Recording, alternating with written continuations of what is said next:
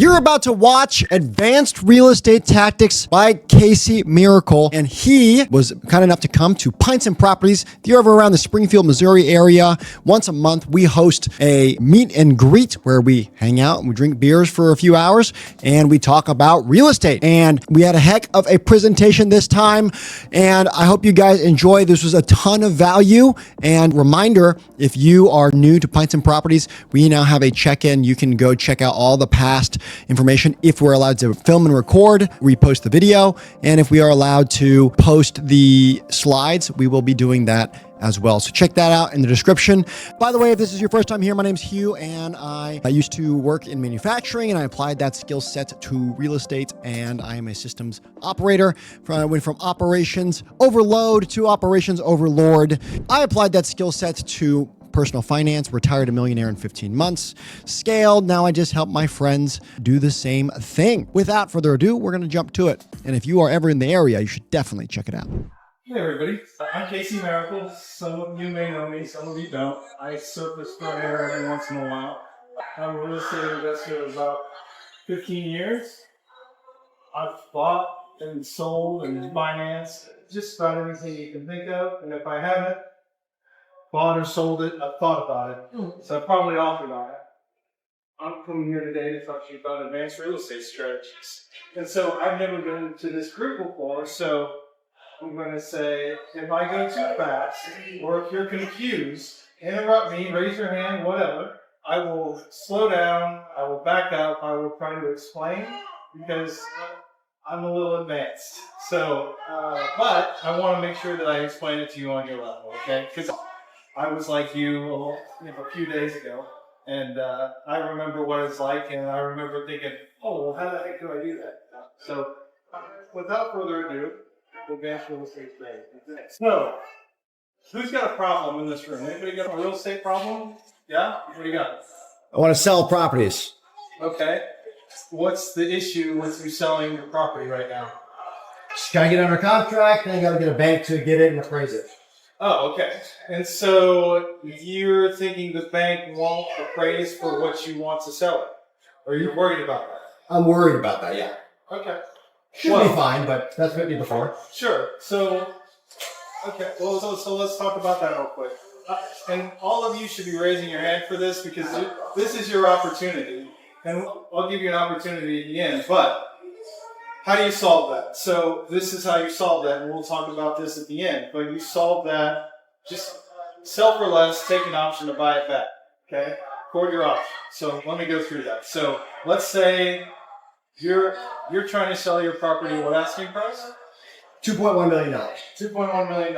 And let's say the bank appraises it, but they're only willing to, the buyer's only willing to come to the table at $2 million. So they're $100, right? Don't blow up the deal. Sam's already done the title work. So, amen. Amen. Right?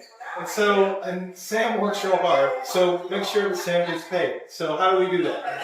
You can do that a couple ways, but I really like a sale. You just option to buy back, right? And so in that case, you're only 100 grand apart, right? So say to them, oh, it didn't appraise for enough. I'm 100 grand light. You really want that extra 100 grand, you know? Say, hey, listen, we'll agree on the same 2.1. I'll buy an option from you to buy it back from you anytime you want to sell it for 100 grand. So that extra 100 grand is going to come back to you at closing. So they need 2 million. You're giving them 2 million they need. You're really selling for 2.1. Okay. You got an option to buy back. You're going to record that option. Okay. When you record that option, you plotted title. Okay. And when they sell or refi, they're going to go to Sam. And Sam's going to say, oh, they're going to call up Hugh. And Sam's going to say, Hugh, I need to sign this release. And you're going to just smile and laugh at Sam a little bit, chuckle to yourself. Say, Sam, I don't sign releases without getting paid. And so that 100 grand that you left on the table, apply an interest rate to it. Depends on how long it is, right? You aren't getting all of your money right away, right? But you're leaving some equity on the shelf for later. And you're getting an interest rate on your money, and then you still make the deal. So there you go. That's not bad. How do you make that convincing to the buyer, though? Easy. Buyer needs $2 million. They already agreed to 2.1, right? Buyer's kind of in the corner. Buyer doesn't have the leverage here. Buyer still wants to buy, right? They just can't buy it for more than $2 million. Okay, I'll fix that for you. Now you can buy it for $2 million. It's not a big deal. You solve my particular problem. Yeah, so don't. So did you put a second against it, or you put an option against it? You can do either. I like to record a second securing my option because some title companies not named Titan will look at title work and they'll disregard an option. They won't clear it because they're dummies, and they should. And then somebody else has to clear it later, right? Or you got to file insurance. What happens if the buyer defaults? Yeah, so if the buyer default closes, then you're out your $100,000. But you want to go whole in advance. You can avoid that. So how you avoid that? And I've done this. Record an easement, especially if there's a building, right? So what happens if buyer doesn't pay the first mortgage, as you said, right? They foreclose, right? And if I have that option and I call up the bank that's foreclosing, they're going to say, hey, you can pound sand. You're in second position. We're foreclosing you out.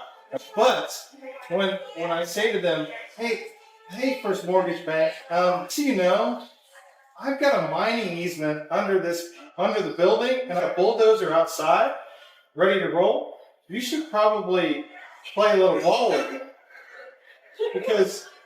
Because correct me if I'm wrong, but easements are exceptions on the title company. So if you want to make sure you might file an easement. You got to do that ahead of time. Before you sell, right? Yeah. I would encourage you to buy stuff and then just record stuff against your own property. Sam will gladly take your money. If you go get upset with me. Okay, who else has got a problem? Does everybody understand did I leave any? You guys went right to the end of the presentation at the beginning. So yeah, I mean he's still. If he wants to sell, he's in favor. Yes, right. He's a secured lien holder, right? Now foreclosure can wipe him out.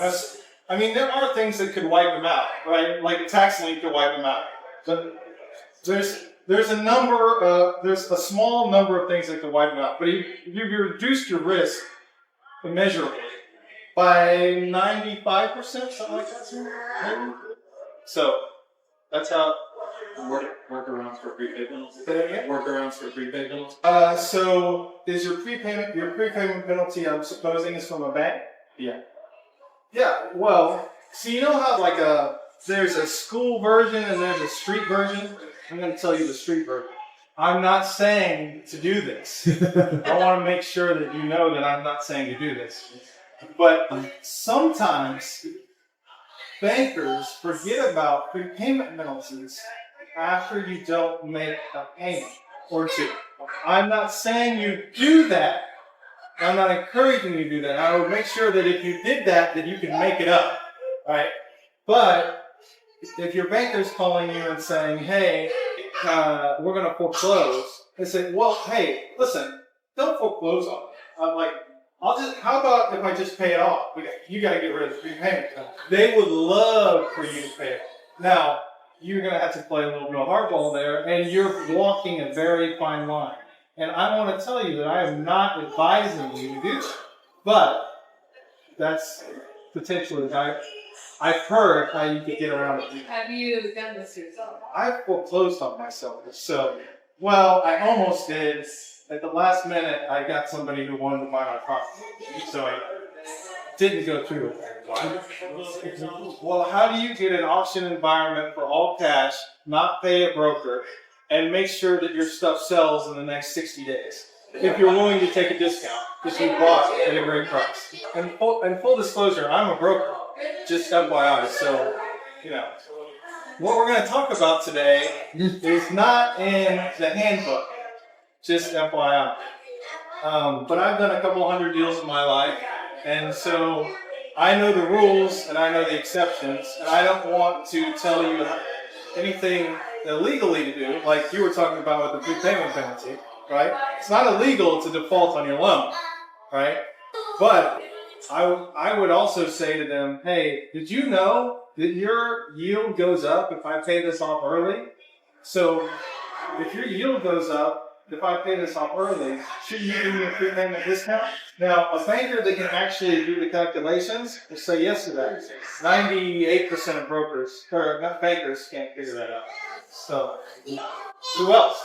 So, yesterday, good deal. The guy wants to sell a modular home, but he wants to move.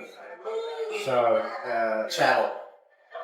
Not going to be any finance. Okay. Well, so you're going to tell me what you're trying to do with it. So you're trying to buy it? No, I wouldn't. Listen, I'm also a loan officer, so I know that we're not going to finance. just because you're not going to finance it doesn't mean anybody Like, there's no conventional FHA, USDA at all. Well, I mean, that's Have you ever met a private lender or a hard money? or private? I haven't really. Guess what? We have I got one here today. Yeah. Yeah, so. Now, I probably wouldn't do that deal, but there are people in town that would do that deal, right? So, I mean, it's a good deal for the buyer, and I wouldn't settle the guy out. yeah. It's not really enough for the trouble, probably. I So gotta drive all the way refer it to around. somebody else and see if they'll pay a little fee. That's what I've said. But I think there's a deal with it. Well, you haven't told me enough to. You said, hey, how do I finance this? That's all you said. You haven't given me any numbers. I don't know what you're. That's like 163.2, okay. it's built in 2018, And so and you think know, fair market value is. and the guy wants it off his. They lived in it, so they decided that they wanted to live on the family farm. Yeah. And then they decided to stay on the family farm. Do they own a Franklin? How much do they own? They don't want it. They own 130 on a 160 house, so they got 6. And they're hoping to get 170. That's fine. Well, they want to get 180. They want to net 170. Okay, but what's fair market value? I mean, You don't know? probably 2-ish, 190-ish. Okay. If you were to go buy it on a lot, I look at that today. Aaron and I said around 220. What's their interest rate? Right, so I can't list it on MLS. Okay, But if you were to go buy it, you'd pay over $200,000 for it just as such. Go talk to mobile home parks and see if they'll take it. Like, there's plenty of mobile home parks with an empty pad that need something. So do that. See if you can make a buck. Look, they're not gonna. I would say to them, hey man, if I list this, 10% is gonna go to closing costs and brokers commissions. That's 16 grand. Your equity is only 30 grand. You got 14 grand left. So I mean, you've only got. I'll give you 10 grand for it. That's your equity, and I'll pay off your note. Okay. And we'll move it somewhere, right? Yeah, they're paying to do all that. You know how Within much, the price. what their interest rate is on the So note? the price includes the moving.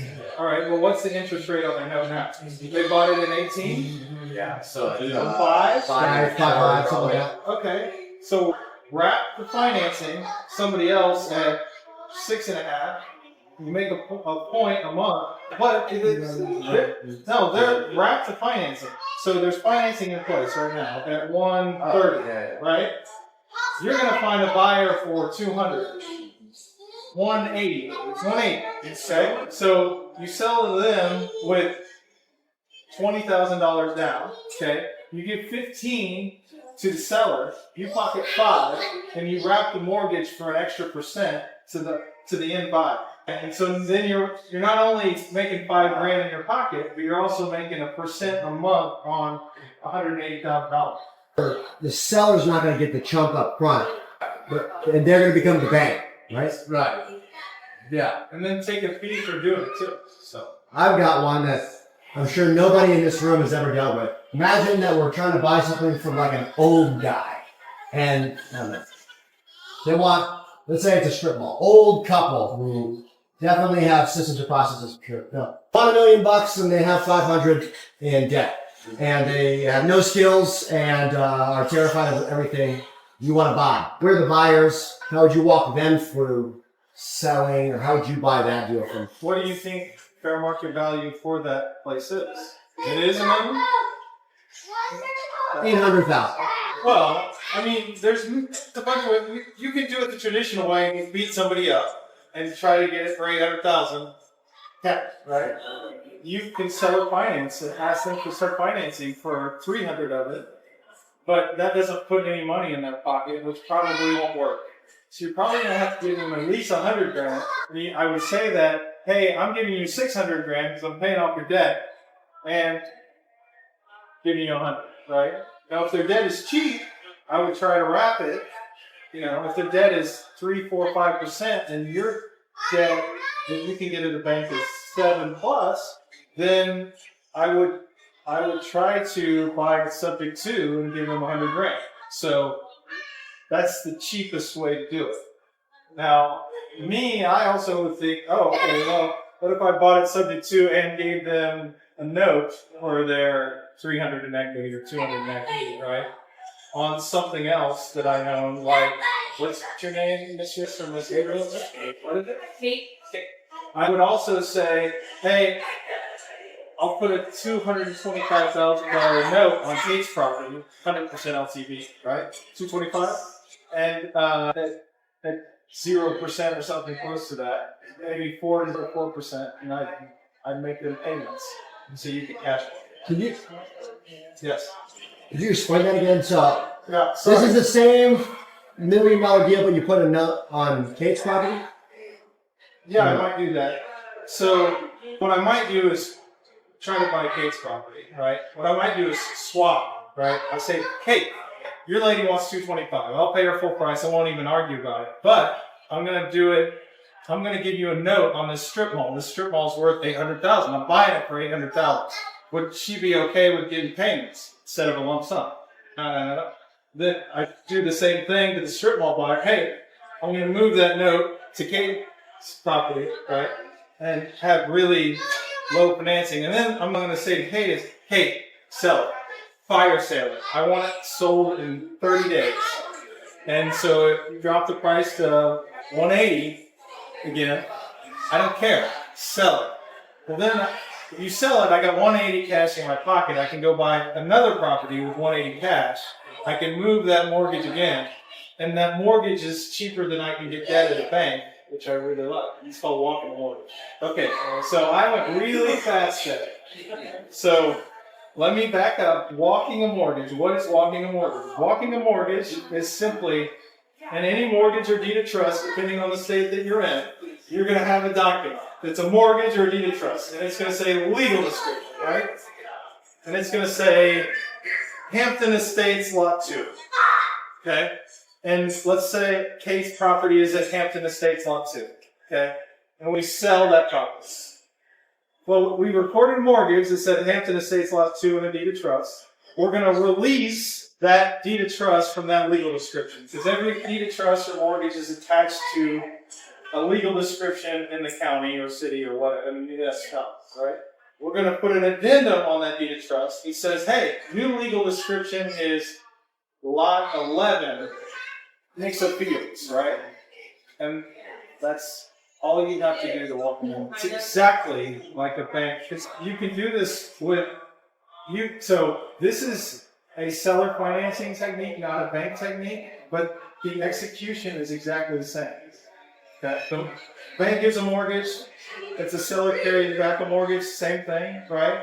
The document might look different, but you've got a buyer, a seller, date, a legal description, and maybe an address. And so, Why would the buyer do it on like that $1 million property? why would the buyer do it? So, you could say to the buyer, "Hey, I'll give you a higher price." And so, in real estate, you've got a couple things you need to do to motivate people: fear and greed. Okay. Hey, you've had that property on market for 60, 90, 120 days now. You haven't had a price reduction. Your seller says, heck no, I'm not going to take a price reduction. I know what this place is worth because I haven't updated it since the 1980s, and I know what it's worth, right? So instead of fighting somebody with price, here's a novel idea. Say to them, hey, I'll do your price, but we got to do it. I'm just going to give you a mortgage on something else. And the interest rate's going to be low, but that's why I can pay you a higher price, because I'm going to make it up in the amortization, and that's just fine.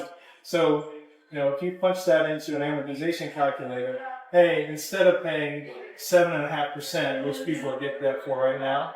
You might be paying 4. Well, if you look at the difference in that over, let's say, a 10-year note, you might be saving 100 grand by giving up 30 grand. Would you do that deal all day? Okay, wouldn't you do that deal all day? You don't seem like you would. No, okay, I thought you were. They're not sure what I mean. They're not sure I'm talking about the other part. Putting a note on another piece of property. Yeah, I know okay. you are. But what I'm saying is, a note is not a property. Okay, what happens when you carry back a mortgage? Come on. What happens when you carry back a mortgage? You get what? It starts with a P. Payments. Okay. You own a piece of paper. You no longer own a property. Okay. And so when you get payments, what happens? Somebody sends you a check in the mail, right? Woo! Or somebody ACHs you. Even better. I'm too lazy to go to the mailbox. Please just send it to my bank, right? So long as it's getting paid, who cares what property it's on? Think fear and greed. Let's go back to greed. Kate, if I'm putting your seller on a property that's worth 800 or $1 million, isn't that safer for them than That's the part I don't understand. 225? Okay, we'll say more because I Okay, if you're buying a property at $2 million or Yep. whatever, how are you getting the funds out of the property where it's 225 in order to pay for the $2 million property? The seller's becoming the bank, right? yeah. Sellers carrying back, in this example, and it's not a great example for what you're doing because in real life the seller will want money unless they're really loaded. But let's say they're rich and loaded, right? And they say, I'll carry back the whole thing. So if that's the case, then all you're doing is writing a different legal description on the mortgage. And you're putting them on a property that's worth a lot more money. So let's look at a worst case scenario. So I'm not talking about the seller's 225 property. I know. I'm Okay. getting that. Okay. Let's take you. Let's say you have the property. You own it, right? Sure. Hey, Kate, what's going to happen? If I don't pay you, you can foreclose on your house worth 225, which really worth 180, or you can foreclose on a property that Hugh bought for 800 that might be worth $1 million. Which one would you rather have? Would you rather have the $1 million, or would you rather have the 225? I don't understand like the legality of that. Okay, well, so there's nothing illegal about writing a different legal description on, is there? So I think what she wants to know is how do you come up with the rest of the cash from the Yeah, 225? like, There's no catch. She's financing the whole I'm thing. like, forget about the 225. I'm trying to understand this How do deal you with do the that? $800,000 property. I think I can answer Yeah. part of it if I was selling. I'm selling for $2 million right now. Let's say I'm 1.5 mil of my loan, 1.6 mil is my loan. I can just say, hey, I'll sell it at $2 million. My payment's $7,200. I know that. Somebody pay me $8,000. I'm gonna be happy with that. So no money exchange hands. You go to Sam, and then Sam gives me a piece of paper that says I can take the property back if they don't pay me. So that's I have equity right between the 1.6 million and the 2 million or 2.1 that I'm trying to sell for. That equity is going to be that difference that I'm wrapping it, right? Yeah. So, if there's a mortgage on the HUD, right, and you're walking 2 mortgages there, you don't need cash. It's just made up debt, right? All you need is the cash necessary for the transaction, right? So in your I'm case, still not. I'm like focused on like this. Okay, let's just say it's $1 million, the house that you're trying to buy. Yep. How are you putting the house that's worth $225 into that deal where the seller of the $1 million? okay, $1 million house, $1 million house. We got walkable debt, okay? So $1 million house, but it's really worth 800. We'll go back to that, okay? And I say, hey, I'll buy it for $1 million, okay, with 200 down, okay, and I'll give you a note for the other 800, okay, on terms that I like. Don't worry about that. And then I'm going to go quick sell that house, maybe in escrow, maybe not, for 800, okay. So at closing, I find another buyer. Sam has a buyer at 800. I only have to pay down for the house. So that means I get 600 in my pocket, right? And I owe another, the 200 down, I owe another 800. Okay? All I need to do is come up with the 200 down. You follow me? $1 million sale. Yes, $1 million sale. You got Okay. it there. We agree to 200 down, Sure. 800 in payments. Okay. Okay. I quick sell the property for 800. Okay. And what's 800 minus 200? But how are you quick selling the property at 800 if you owe an additional 200? If you're buying it at 1 million, aren't you losing money? I am losing money But why would you want to lose money? because I've got an advanced real estate strategies course that I'm teaching you tonight. So, are you a real estate professional as per IRS rule? Sure. Yes. So am I. I'm a broker. I'm a buyer. I'm a seller. I'm a financier. Okay? And so I make too much money. There's a problem in that. Okay? And so if you take a loss on a property, as per IRS rule, you can offset your active income dollar for dollar. Okay? So you're purposefully taking the loss that you're not putting any money in order to offset your tax. Because you're writing the purchase price for higher, and it's all pretend because we just agreed to it. Well, so a few things are happening here. I'm willing to take a loss, that's what's shattering your mind right now. You're like, why would somebody take a loss, right? I need to take a loss. I need to take a loss, okay? So I take a loss. It's a paper loss. I don't feel it, okay?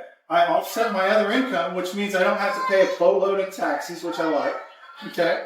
I'm going to quick sell the property for 200 less and take that loss, but I'm getting long-term cheap financing at less than bank rates I'm writing the mortgage for that. You know how advantageous it is to write your own mortgage? Have you ever read a mortgage? And they want your blood, okay? So if you punch into the amortization calculator, what the difference would be in a 3% rate that I got for 10 units, right? And a 7.5% rate, I'm going to make up that difference. That and the property that I'm going to buy, I'm value add, okay? And so that's the other part of this. I'm only going to buy something that's value add. So I'll make up, let's say I only make up half the difference in the amortization and the mortgage. I'll make up the other half on what I buy. I know, I went too far. Okay. Okay, so I'm gonna give you $1 million on that property. Or probably a different property. Well, Or it's on there for a minute and I'm going to move yeah, it. to give you straight up, but you have in that contract that you can walk in. So when you sell that property, you basically, it's like kind of like your wholesaling. It's wholesaling for a loss. Yeah. So you have $800,000 for your debt on that property, and then you sell it, and then I have them do. It's what you negotiate with the other side. Hey, Kate, one more thing.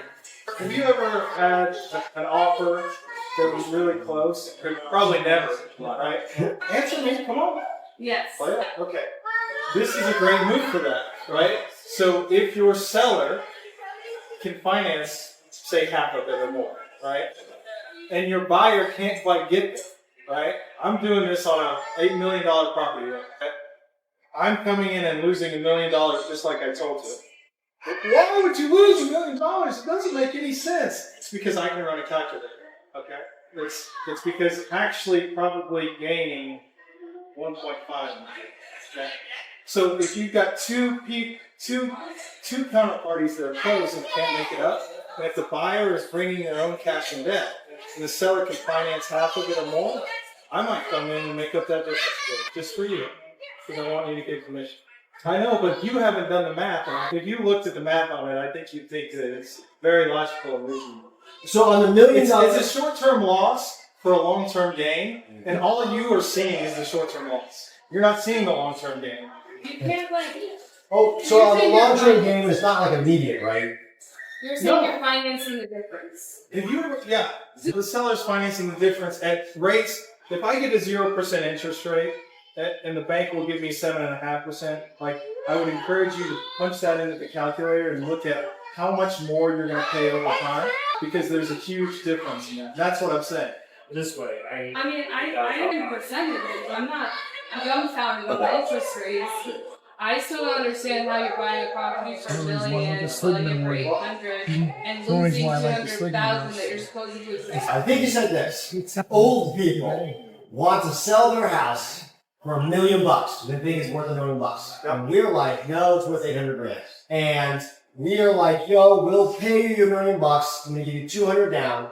Are you I'll give using you- cash to put the 200? Yes, you're gonna put your. I'm gonna come out, or I'm gonna pull a lock. I'm gonna bring 200 to the table. Say, No, the buyer is going to bring 200 too. No, you're going to quick sell it. That's Oh. where I don't understand. okay, so I'm the middleman. You're the middleman. You're a It's wholesaler. like You're wholesaling the property that you're losing to. We're wholesaling the loan. You don't have to lose money. Let's do it like that. Okay. I'm some guy. You're selling $1 million. Monty wants to buy the house. Yeah. I'm going to show a paper loss. So Monty wants to sell it, but he won't negotiate off $1 million. And I'll say, I'll give you 200 grand if you. But I'll give 200 grand, but let me pay you 800 over 10 years. So you're like, sure, I'm gonna 200 grand now, I'm gonna make all this money. Then I find him, I fire sell the house to him for 800 grand. I never had any money in the deal, and I just pocket 600 grand. And Kate, who cares about this? Your client wants $1 million. You gave them an offer for $1 million. Are you not a good? So you're saying that 200? Okay, I think I understand. It's almost like It's like wholesaling, but the debt portion. And instead of making money, you're losing. In my example, you're losing money. You could make money, right? But if Monty wanted to buy it for 1.1, then I'm making money. It works either way. If you want to buy it for exactly $1 million, then it's break even. Doesn't matter. That part doesn't matter. So is it double close then? Yeah, you can double close, but you don't have to. If you got the cash, if you got 200, pay him cash and then close later. Doesn't matter. You can do it either way. Does that matter? Or is there still something? I'm still confused about it. I'm not gonna lie. Okay. I'm going to give you one more question on this, and then we're going to move on. What are you confused about? Where's the rest of the money coming from? Yeah. It's a note. How It's is an IOU. It's payments. I'm just making payments. I promised to pay 800. I'm going to pay $800. And if he doesn't, you can like repossess it. I can answer your question. We negotiated the deal. They don't care. I'm the middleman. Monty, he has his own bank financing or something. He's going to buy it. Because Monty thinks it's worth $1 million and he's going to flip it for 50 grand. Monty's going to pull a lock. He scams some investors or something.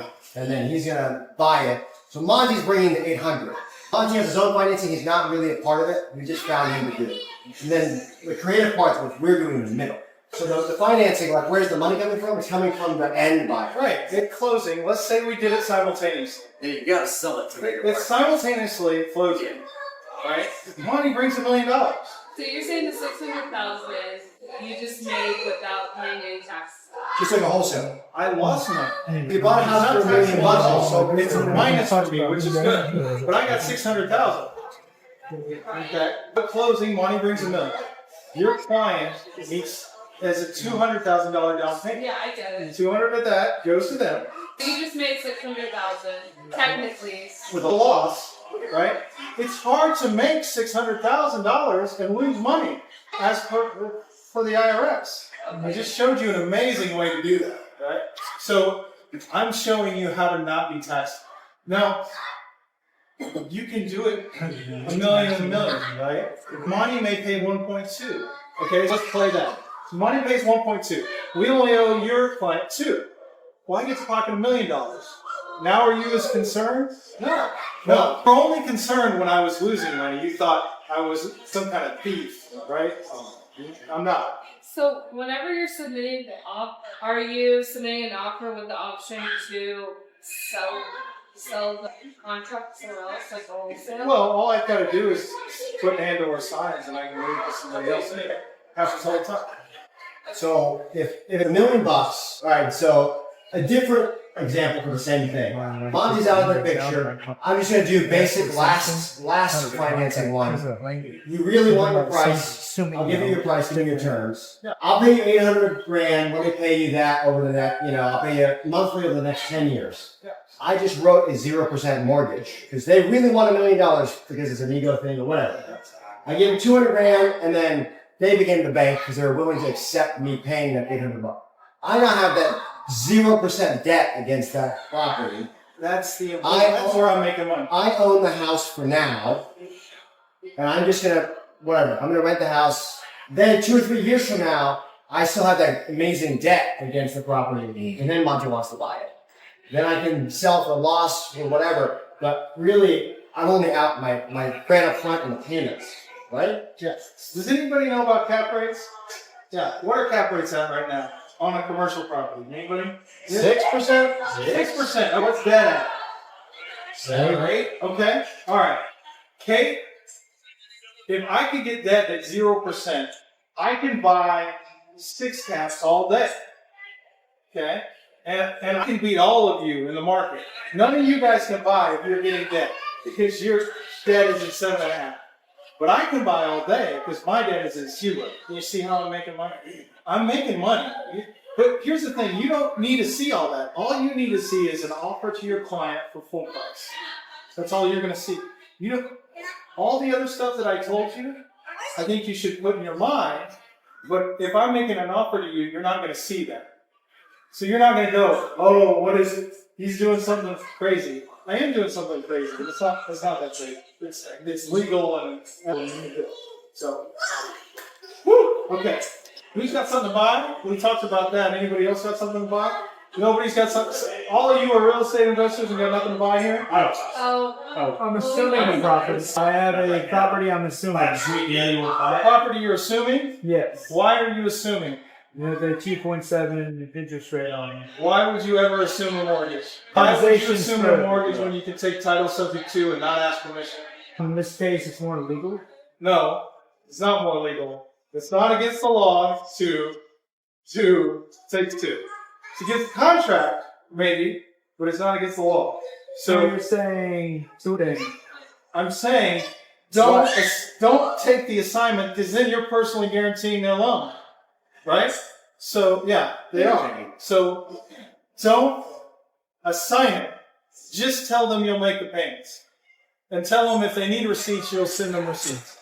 Taking over. Don't tell the bank. That's the most important part. I could do. So you're telling it, like trying to make it 0% interest or money? No, that's not what I'm doing at all. I'm trying to save your butt from, if something happens, guess the person you're paying from, it's their butt. And if it's you, it's their butt and your butt. If you do it my way, it's only their butt. It's an assumption, like I'm taking over his mortgage. It's a VA loan. I'm buying them. Taking. It doesn't matter. You can do it subject Why not? to. I can do it subject to. Do you ask your wife for permission or forgiveness? Forgiveness. Okay, then you're gonna take title subject to. Okay, you don't need the VA involved. Just make the payments. Business owners, are you aware that I have a newsletter down below in the description, and it is full of all the tactics and stuff that if I put it on YouTube, I will be demonetized. It is a weekly newsletter that will go out telling and talking to you guys about the things that will help you and us, our businesses, stay ahead. If you're interested, click the link below. Now, back to the video. I sold a campground. The loan is in my name. The guy puts money into my account each month, and I send it to the bank. So he has risk. I have other risk. Could he get that process going and do it subject to as the then they know. actual? Yeah. Then they know. You put up your flags. Yeah. Wouldn't I still be responsible for it if I'm subject No. to? The teller be mad at you. Yes. But are you on the hook legally? No. Don't assume. Just tell them you'll make the payments. How are you not hooked by subject to? You still sign The difference in the two is you signing with FHA, right? No, VA. VA. Okay, so, and you still making the payments, right? No, if it's assumption, you're still making the payments. Yeah. Okay. Now, what's the difference in what you said and what I said? No VA. Don't sign it. I'm reducing your risk. What if the seller does not want the entitlement of the house in his name anymore? Record a second mortgage for your first payment. But if the VA, if it's not paid off, the entitlement's stuck on his name. If that mortgage is out, his entitlement, he can't continue to buy VA.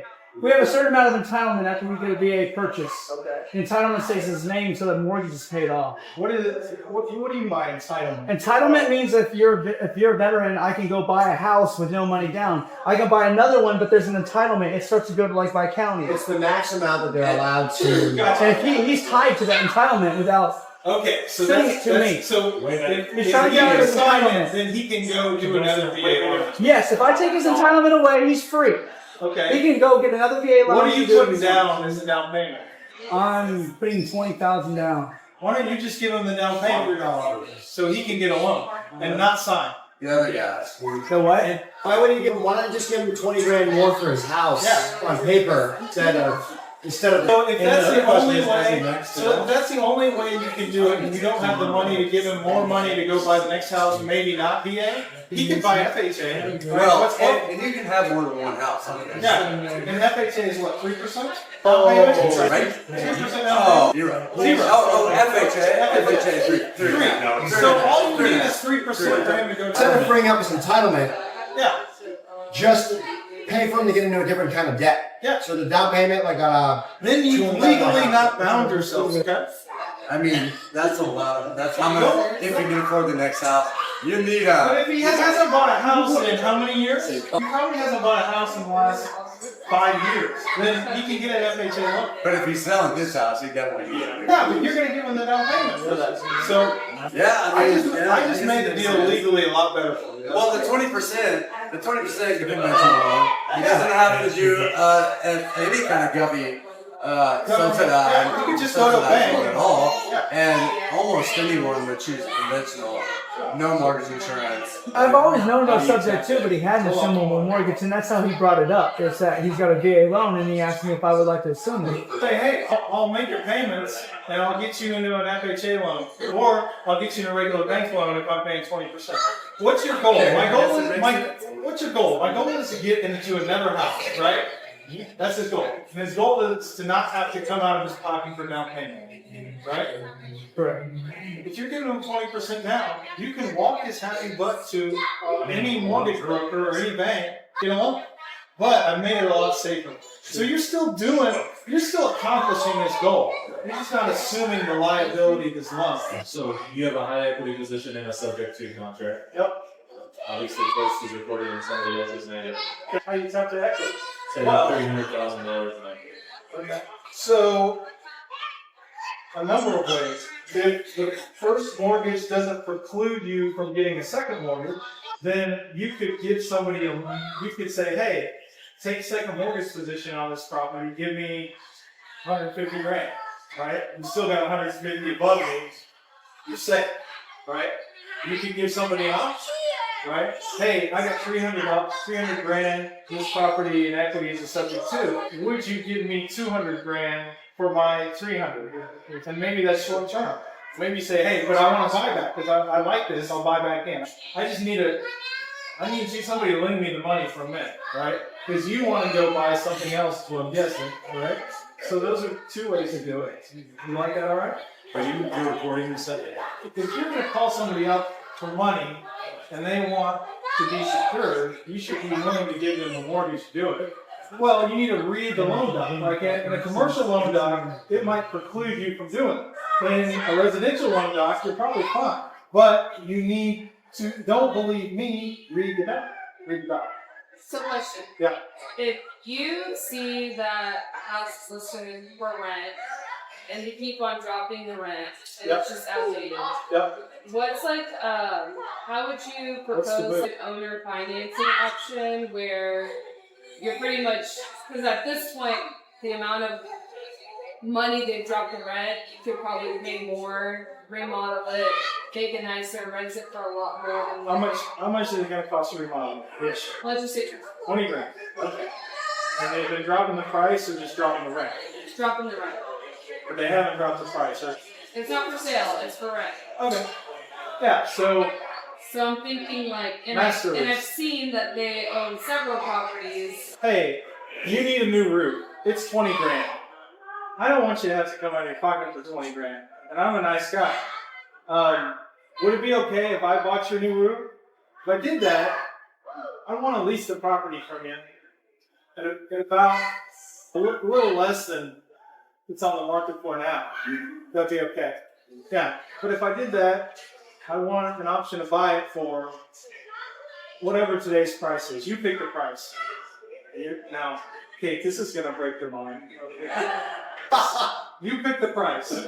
Now, greed and fear. You pick the price. But I want an option to buy it for the next 10 years. So you got a lease, essentially a sandwich lease or a master lease, right? I do this, I love these things, right? Master lease, sandwich lease, you can buy at today's price. You can buy above today's price, okay? You give them 20 grand, you fix Let's the just roof. say today's price, if the houses are modeled, it's $250. 250, okay. I'm gonna put 20 grand to, let's just say the roof's the only thing that needs fixing. I know that's not probably the case, Yeah, but that's fine. I'm gonna give you 20 grand, or I'm gonna put 20 grand into your house. You keep the title. Would that be okay? If you kept the title, I wanna make sure that you're okay with that. Sure. Yeah, okay. Okay, and we'll agree on 250. Well, that's the price you said is fair. 250, I can buy it for the next 10 years. 20 grand down, so you 230, right? I'm gonna pay you, what's the rent now that they dropped it to? Let's just say it's 1100. 1100. I'm gonna pay you 600 a month for X amount of months. I don't know what the math is on that. It's all paid up for my 230. But, you know, do you like a triple net deal? You don't want to fix anything if the HVAC goes out, right? Or if the carpet is staying or anything. You don't want to mess with that, right? Okay, well, listen. If anything goes wrong with it, it'll be a triple net deal to you. I'll fix everything. I'll pay your taxes, insurance, maintenance, repairs, vacancy, everything. Marketing. I'll do it all for you. But for every dollar I put in, I want $1.25 credit for every dollar I put in. Okay? Then you fix up the roof, you fix the driveway, you fix the HVAC, you fix the carpet, you fix everything you can. And even if you don't get the credit, you can get partial credit. That's a hell of a deal for you. Because you're making, difference, what do we say, 700 and 1100, you're making 400 bucks a month, right? And anytime you want, you can stop. But don't stop until you get your 20 grand now. Like, yeah. And what if they want to get payments? What's a good term to give them to be like, hey, we'll pay you? Does it make sense to be like, okay, right now you're asking for 1100. I'll pay you 1500 with the option to buy in 3 years. Or does that make sense? Well, I think it's only makes sense Because if if you your remodel payments it, go towards the purchase price. so if you remodel it, you can rent it out for let's just say 2,000 or 1,900. So Okay. would it make sense to agree to those terms in order to have 0% financing with the option to buy in 3 years, or what makes 3 years probably isn't enough unless the market, you've got a lot of appreciation.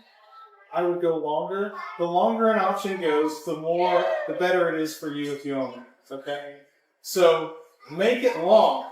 So is it if you say the option to buy in 10 years, at the 10-year mark, that's when you can buy it, or anytime? no, anytime in between. And the best thing is, Kate, what you're going to learn today is that you don't have to wait. Just lock up the option and sell the option. What if you don't want to sell it? Sell it. Well, you don't have to.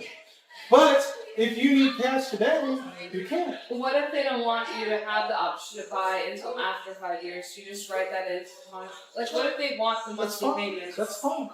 I mean, if you can agree to it, you got to put a pencil to it. All right. So I just want to see what makes sense. yeah. Yes. Now, I don't think that I would give them a higher price than they're asking, 1,500, if I'm going to put 20 grand into it. I feel like you should get a lower price if you're going to improve their property and you're not going to be on title, right? But if you do that, you need to record something. I would suggest a mortgage for 20 grand and with no payments. So that basically be, hey, you pick the price. You know, they want to sell it for $250 or $240, and they're like, oh yeah, for the next 10 years, you'll write it for $250. Yeah. Well, you have that locked in for 10 years, right? So what is that property be worth 10 years? And now they're taking like $100,000 loss. That's why you don't argue about the price. I know you're looking at me like, why would my fees go down? It's the long game, right? Because the longer you go, the better it is. You want to make sure your payments are low and your term is long. You just want to make sure you can cash flow off the rental. You don't get your 20 grand back. You want to get your 20 grand back as quick as you can. You're buying, let's say, you're buying a property that you can rent it out for, say, $200. So you put a little bit of money in it. So you got to deal with your half that money and borrowing something. And you're paying, say, $600 or $700. You finance that $200,000. You're be paying way more than $600 a month. I have $155,000 in my finance, and I'm saying he's going to come up $1,200. If you're doing the master lease thing with the option to buy, would you also put in a mining easement in there? And if it's got debt on it, then you can't get an easement through past the goalie anyway without the bank approving. So if you're gonna be a second, that's the only time that you'd be able to put an easement on it against you. You need to own it outright ahead of time, or the bank has to be okay with that. And they probably won't. Does anybody need money for a project? Kate does. I need everything. I need Well, you gotta tell me more than sure. Well, we need a project as well. You love to fix and flip, okay. Do you own anything now? Are you good at fix and flip? But you don't have another project in mind yet, so you don't know how much you need. Okay. And so you own other rentals? Well, there's a million ways to finance, but you don't have anything in particular, so I'm not ready. If you had something, then we could spitball. Let's do it. Who else? Anybody else? Okay. Anybody like to make a return on their money? 50 grand in a self-directed IRA. Now return on that. I'll have some money. Kate, you need 20 grand for that house, right? What's your name? I got you. Rachel. Rachel's gonna give you 20 grand, Okay. so you don't have to come out of your pocket. But she wants a what percent? 15%. She wants a 15%. She wants 15% on her money. Okay, so paid off, which is pricey, but you don't have to come out of your pocket. If that's what you're wanting at that rate, I got you. Listen, I like every once in a while I need 50 grand. I might do that. So, and you just started your IRA. Who's your administrator? So, Why do you say that? because you're not going to be able to transact at the speed that you want to transact. So we're gonna have Okay. easy. Never mind. Okay. What's next? Real estate. Real estate's just problem solving. That's all it is. It's a puzzle. They put pieces together.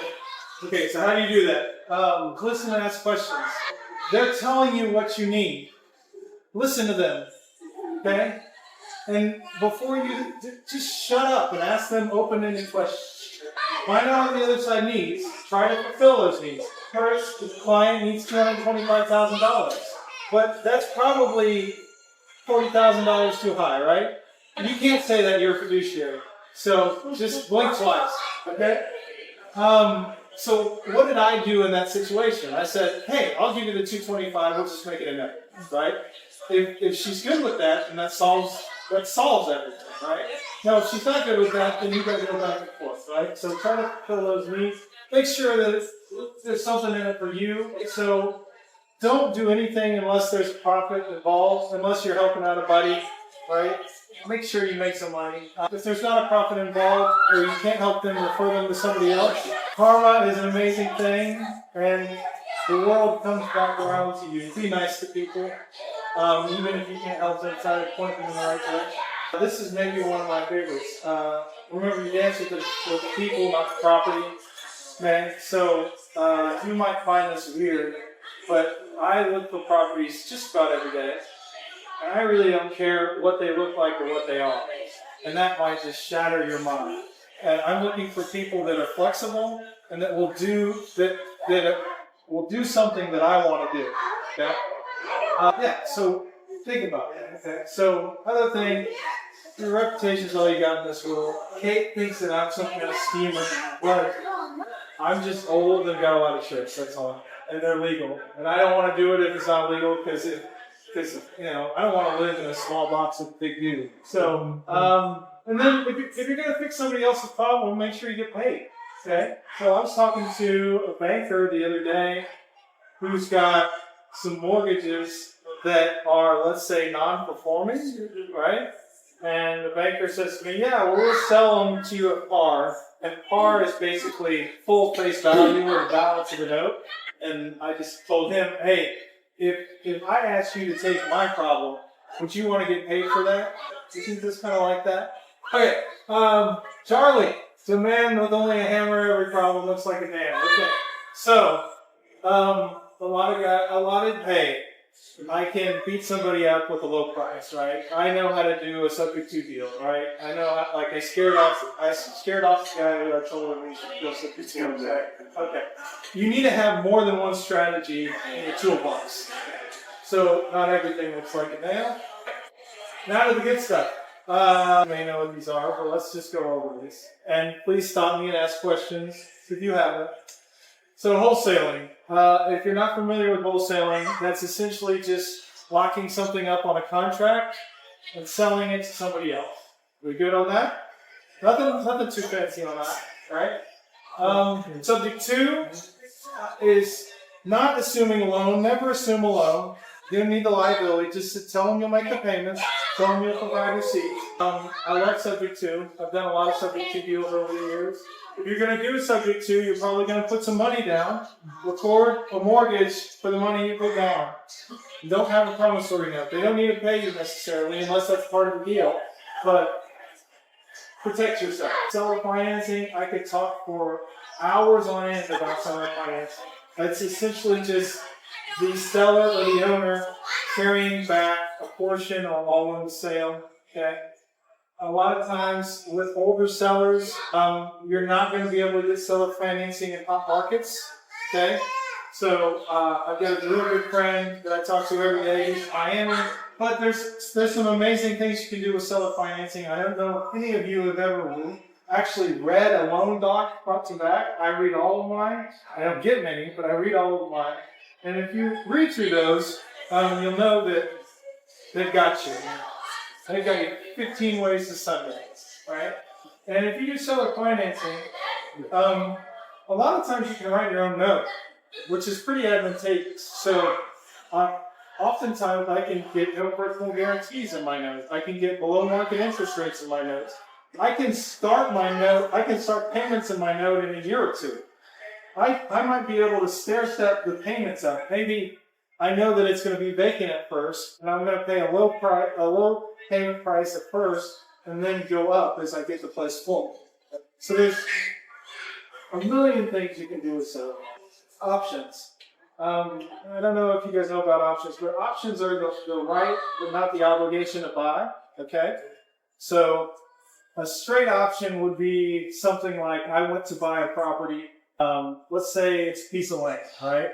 And I know that it's going to take me 2 years to entitle that land, get everything permitted, get it through the city or the county, right? So I might buy an option on that land. Say that it's $1 million. I might buy an option on that land for $1 million and give them, I don't know, 30 grand option consideration. Option consideration is like earnest money, but it's hard earnest money. Okay? You don't do what you say you're going to do, you lose it. So don't put up a lot, 10% or less. The less you can do, the better, right? Get the option for as long as you can, because the longer the option is, the better you do it. The cousin of the option is the lease option, so that's pairing a lease with an option. Pairing the lease with the option is pretty easy. You got a lease, you got an option. If you pair a lease option, one cool part about that is if you're buying, you should try to get your option payments to go towards the purchase price. And what I just said there is, if you do that, you got 0% financing. Okay? If you like 0% financing, instead of seller financing, do a lease option, right? They stay in title, yeah, but then you're out of liability. You got a 0% note, essentially. It's just, when people think about leases, they don't think about interest rates. When they think about seller financing, they think about interest rates. So, switch it up on. Master lease option, we talked about that a little bit. That's just, you've got a lease and with the right to sublet, and then you've also got an option to buy. Okay, now we kind of talked about this in the beginning. Discount sale buyback. This is really awesome. Okay, so had that $2 million property, yeah, right? But let's say that you needed your buyer plan, yeah, okay? But you have a deal that's amazing for $1 million, okay? I might say to you, and the property you have that you're selling is what? It's a portfolio of 15 houses. 15 houses. Okay, I might say 16 units. Okay, so I might say, Hugh, you called me one night and said, hey, my deal fell out. I need $1 million. Can't find it anywhere else for this property that's a screaming deal. What can I do? And I say to you, hey, Hugh, why don't you have that property yourself? I don't want to be involved in it, but let's do a discount sell buyback. I'll buy it from you for $1 million, which is way less than you would sell it for normally, right? But $1 million's all you need today to go buy the next deal. So I give you that. You go to the next deal, but before we sign the docs, we sign an option for you to buy it back at $1 million, or maybe a little more than $1 million, depending on if you're giving me payments or not, right? And then you've still got a string on your 16 units. That your equity hasn't gone away. You just put it on show. Did I lose anybody there? So I have an option on it. Yeah, to buy it back. And a little bit more. Yeah. And then you own them now. I own them now, so I'm getting cash flow for them, let's say for a year. Yeah. And after a year, you can exercise your option to buy back. So what is that? How do you decide what buyback is? Well, so I'm a hard money, right? So I'm probably going to say something like hard money rates, right? Now, if I flow as a hard money lender, I can take the cash flow from those properties, right? And I'd probably be making, what, a 15 cap or something? Well, I'd love a 15 cap. That's about what I would lend the money out, right? Now, let's say that I don't tax. So I say, Hugh, you keep the flow. You just pay me 15% more on the buyback. So then I can exchange. Yes.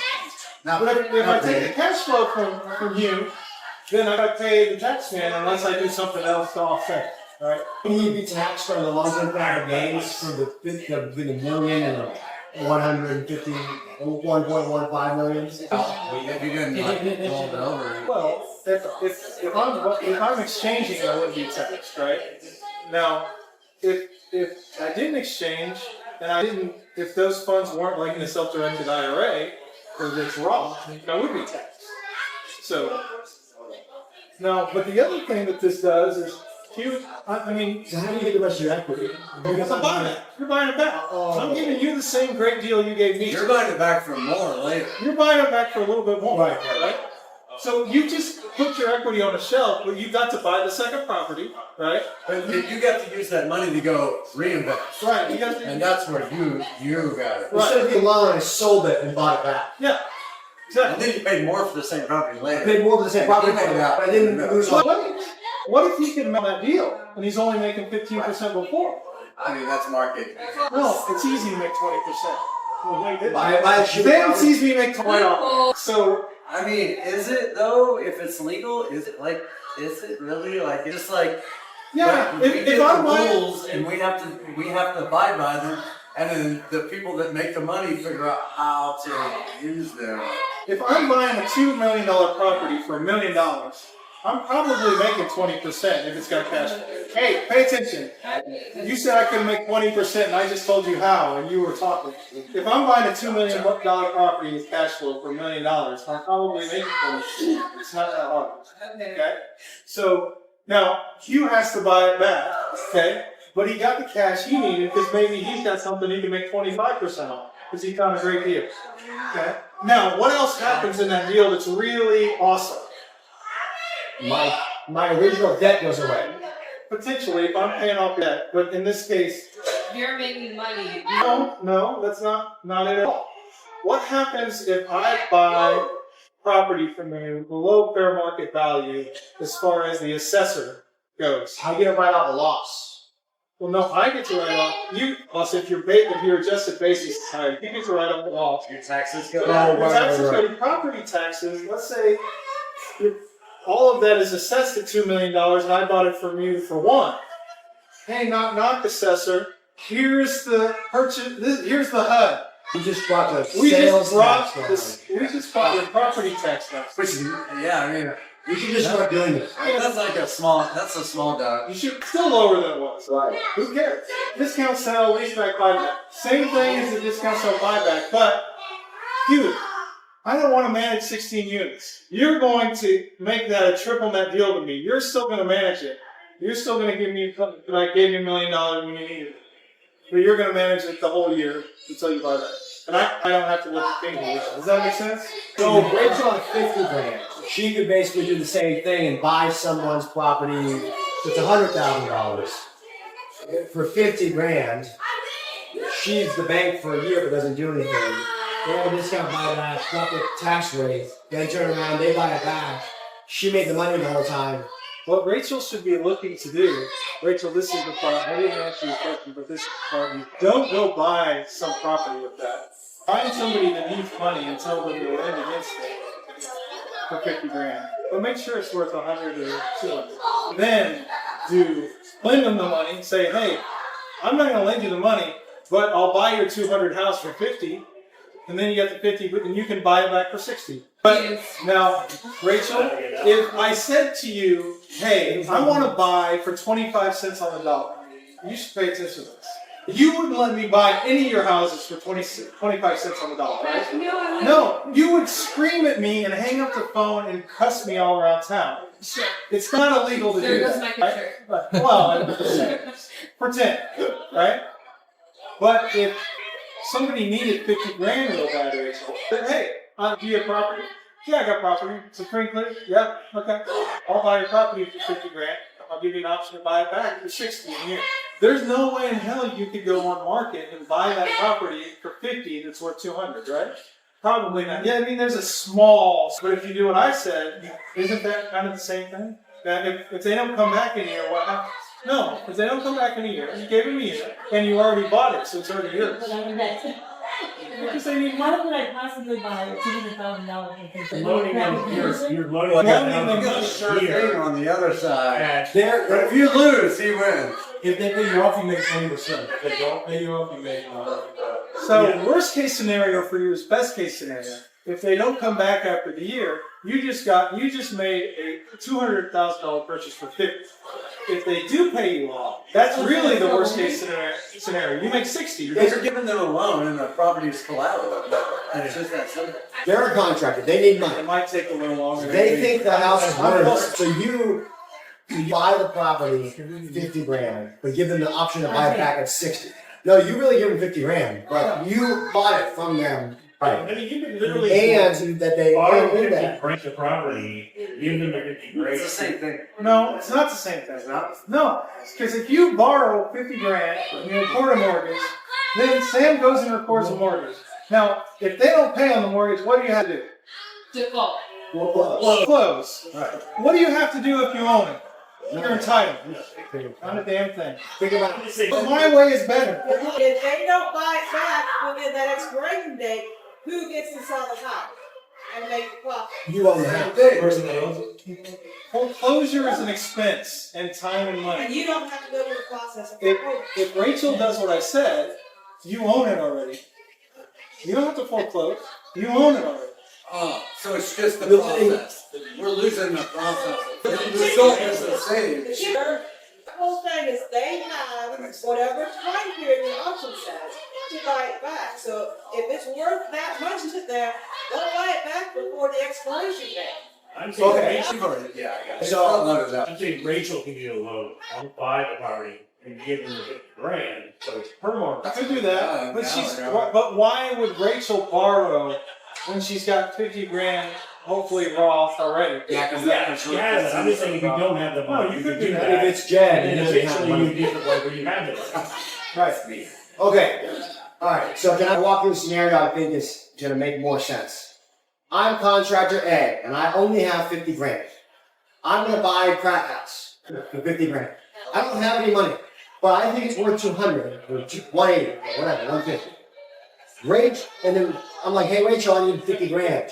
So no, but I'll buy the house from you for 50 grand, so you have 50 grand. Buy it back at 60. Don't make me any payments in the meantime. That means I'm the contractor. I've got my 50 grand. I'm going to renovate it because it's a lease buyback. They're either A, going to renovate it, or B, you're going to get the house for. They're going to want their 180 grand. Basically what you did is Right. Are we clear? I needed 2 grand. He loaned it to me. I paid him back 12 and a half because if I didn't get the house or the If Jed was gonna steal from work and sell the servers, if he because he was not gonna lose a duplex to me to 10 grand. So he was gonna make sure that he paid me 10 grand, and then I was gonna then he would refinance his house. You would agree. It sounds like it's hard to buy something 75% off. I needed the money, he had no money, it worked out. That's how you do it. That's how you buy it 75% off. Horse trading might be my favorite on here, and all of these are my favorite. But horse trading might be my favorite. I like to trade if I can, because that's a way to build in a discount, right? So let me give you an example. Many years ago, probably when some of you were little babies, there was a great house in Brentwood, right? And I walked in and I negotiated the price down a little bit, but I got maybe 10% off the asking price, right? And I think she was asking $220, so I got her down to $2. And that wasn't a great price back then. It was an okay price. But the lady said, I asked her, hey, would you be okay if I gave you a note for part of this, okay? And I've got several notes that I own or created or whatever. And I've got a note for, let's say it was $100,000. I don't remember how much it was, right? I bought that loan for 20 grand. It was non-performing. I rehabbed it. I got borrower paying, caught up. They've been paying for many years on that note, okay? So the principal balance was about 100 and I paid 20. So in that scenario, the lady in Brentwood, I gave her 100 down, and I gave her a note for 100 that I bought for 20. So what am I into it for? 120. Well, minus me having to rehab the note. Now, wouldn't you guys like, a 40% discount? Should learn a horse trade. And it doesn't have to be a note. It could be like, I paid for this overpriced house in Southern Hills 15 years ago. I walked in and gave the lady, she was asking for about $50,000 more than it was worth. I told her, hey, I'll give you a first class trip to Hawaii. I'll pay for the flight, the room, everything. And that got us there. That trip, I did on points. And I think that trip, she thought it was 50 grand, but it didn't cost me anything because I got a lot of points. So you should be good. You gotta ask questions. This goes back to that previous slide. You gotta ask the seller what they really want. It took me an hour to figure out the lady really wanted an all-inclusive trip to Hawaii. But I just got 50 grand off by asking a lot of questions. So Sam, how's that go down in closing terms? That's like, so how do you secure that with her so that she knows you're going to give it to her? Yeah, you say to her, hey, this trip is valued at 50 grand. We'll just take 50 grand off the purchase price. Does she like want it in writing, or you take it right off the top? You can put it in the PSA. You take it right off the top. You just take a product. I want to say like 93, 94. So all that money was You close the deal for me like that. They call that boot. With a car. You should try to trade that car for some real estate. Well, I'm serious. Pay attention to this. If you have junk that you don't want, put it in the deal. Put it in the deal. Put it in the Yeah, these 3 barbecue girls that don't work. Don't say the word crack and you're probably fine. Put it in the deal. Then, mortgages and debt. I talked to you about that in horse trading, but blending equity, which is properties, and debt, which I talked about the previous example, the Brentwood example, right, is a beautiful thing. It's hard to get 40% off the property. I just did it like that because I knew I could do it, and I'm a debt guy too. So I'm a lender. I buy mortgages. I'm in the debt market. Yeah. Questions on any of those? To rehab the debt, I basically restructured the debt. Right? So they were behind. I don't know how much they were behind. I said, hey, listen, I just bought the note. What can you afford? Right? I can't remember what their payment is, but let's say their payment was $1,000. They could only afford $700, right? You're behind 30 grand. Okay, this is what we're going to do. We're going to tack the 30 grand on the back, right? And we're going to reduce it from 1,100 or 1,000 to 700. And you're going to start paying. How's that sound? And then I won't foreclose on you. But I will foreclose on you if you don't start making any payments. I've already started. I'd rather not do that. I'd rather be nice to you. So, what do you say? Oh, I say, great. Okay, so they've been paying for a couple of years. So, Did you say you bought that, or you had someone stop paying you, and then you? No, I bought that mortgage non-performing for like $20,000, and then I don't like kicking people out of their homes. What do you mean? I don't like that. But if they won't communicate with me, I will do that. But I try to go to them and figure out, hey, let's make a deal. If you're buying a note for 20 cents on the dollar, you got a lot of room to discount that note or make their payments low to make it work for them. So you have a lot more flexibility with the bank. Yeah, because plus there's no fees. I don't have all of the red tape and bureaucracy in the bank either. I can just make a decision. You just need to make your 20 grand whole for you. To them, their $100,000 note was like 130, And they take all the risks. and they're only at the. And then if they sell their house in the future, you actually just get a fat check for 140. But I also reduced their payment by $300, which is what they really And need. if they still default, then they're still the ones that lose. Well, I can still go down if I need to. So I'll give them a chance if I'm buying at a steep discount. But don't confuse politeness for what's the word? Huh? Weakness. Right. Don't confuse politeness for weakness. Do you barter any of those off? Yeah. Vehicles. Whatever you want. So of course you have to have a license to broker notes, and in some states you have to be licensed to service notes. You can service your own notes, but you can't just Google it. So you go to, okay, let's go back to the $1 million strip mall example, whatever we're buying. Yep. So it's worth $1 million. They don't want to lose it. They've got 700 grand of equity or of debt. They're super behind. They have 500 grand of debt. They're very behind. Yeah. How far are they behind? They haven't paid the bank, and the bank wants to foreclose, and the bank reaches up and they call, hey, Hugh, you want to buy this for 500 grand? And then I'm like, no, I'll buy it for 300 grand. I can say that. Is that basically what we're saying? That's what you're saying. Or you would be like, no, I'll buy it for $100,000. No, that's not it. No, I would say, hey, I'll buy a car. I'll buy your bike. But I'm going to trade you a note. And I got to look at my portfolio, right, and see what I got. But I'm going to look at my portfolio. You're not allowed to trade notes to a bank? Yeah. That's basically buying and selling. And if my note is less than your note, I'll come out of my pocket in cash for the difference. But if my note is bigger than yours, then you got to come out of your pocket for cash for the difference.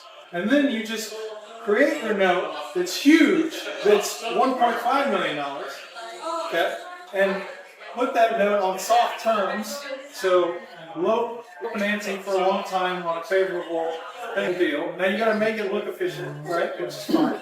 And you trade them your 1.5 note for their 500 note, and they give you $1 million cash. You get $1 million cash, you're protected. So didn't you just buy the property, get really great financing on something else you own, and get $1 million cash in your pocket? But you already had the property. It's pretty clear. But they didn't have any They didn't have the money to pay the bank, but that's why he made that phone call. So he said to the bank, hey, I'll buy your note. But Hugh wants to beat the bank up and buy the note for $300. I don't think that's fair. I want to give them like 1.5. Who's getting the deal? Hugh or me? Okay. We are a bit over time. We got. That's it. Woo! Hey!